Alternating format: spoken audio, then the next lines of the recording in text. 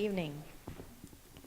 I want to first acknowledge my mother and father, Darshan and Anita Wadhwa, without whom nothing has been possible. In first grade, a girl next to me was rubbing her black skin with a white crayon.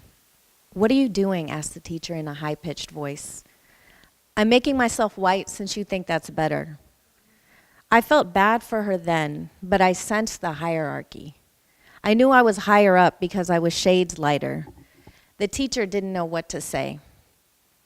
In 8th grade, another teacher didn't know what to say. "She's a Gandhi," said one boy to me in home economics, teasing. The teacher averted her eyes from my gaze and looked at the boy. "That's not the correct term," she said. "It's South Asian." In kindergarten, the gym teacher knew what to say when he got to my name on the roll. "What's your name, Wawa?" "Ah, ha, ha, ha, ha," yelled the first grade class. That's what their laugh sounded like, a literal ha, ha, ha.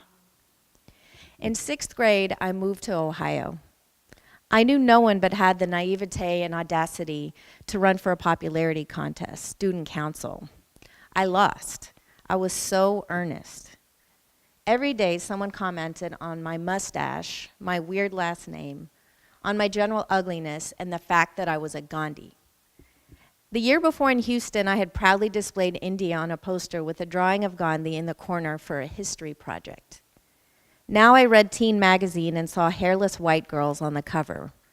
I ached to be them and to blend into the bland white abyss. I was one of 3 non-white students in my grade. I was so ugly, I decided, that when I went into a restroom, I refused to look at my reflection when the other girls were around. I was convinced they would think, "She's so ugly. Why is she even looking at herself?"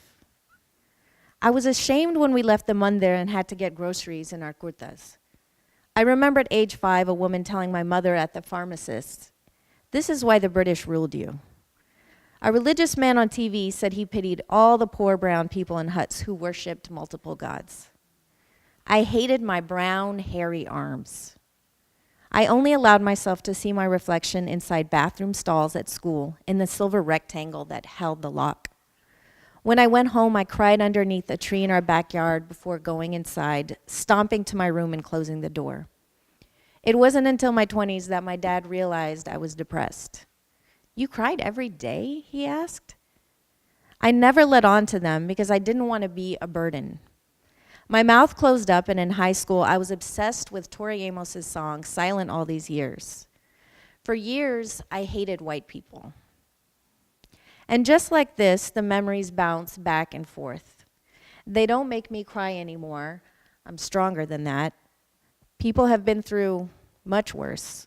Now my mouth has burst open, not always with the best results.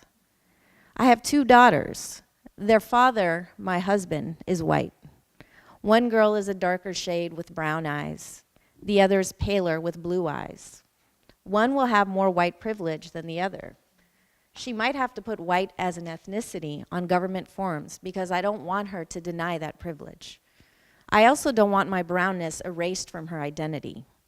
I speak to them in the fragments of Hindi I know, not always correctly, even though linguists say this is not the way to pass on a language.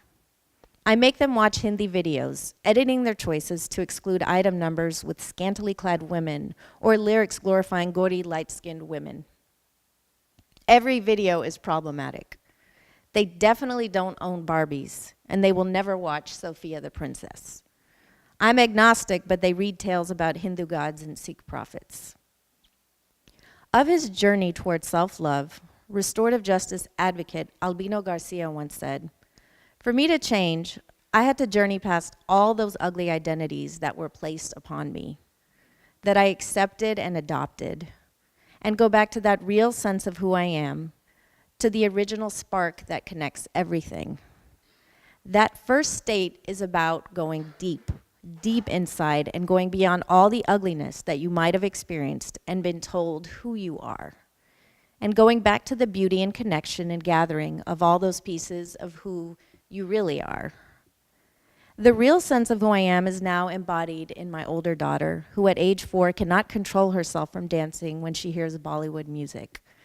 She screeches with happiness when she sees my mother, who I often rejected as a teenager because of her accent and inability to understand what it was like being seen as not pretty or light-skinned enough. Bathed in a culture I once rejected, my daughter sings Hindi lyrics that she partially understands, as I did at her age before the world spoiled my pride. I don't want the world to spoil her pride or any child's pride. In high school, I was a National Merit Scholar who hid through a combination of bangs, oversized clothes, and poor posture. I yearned to be seen, but nobody pulled me aside and said, "Are you okay?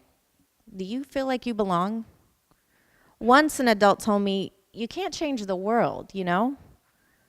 Now, outside of my office at Yes Prep Northbrook High, which we call the Peace Room, is a black and white bumper sticker that reads, "Those who say it can't be done shouldn't interrupt the people doing it." I teach students that it is incumbent upon them to change the world that has criminalized so many of our young people. They are apprenticed in restorative justice. We sit in circle every day, nothing but a centerpiece between us. You have the honor to speak when you hold a talking piece and the honor to listen once you pass it.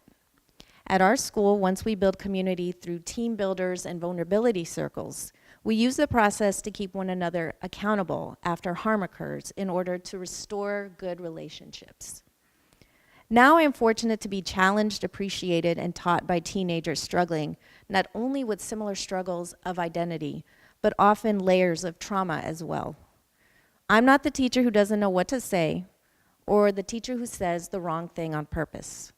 Through Circle, I let every student know, I see you.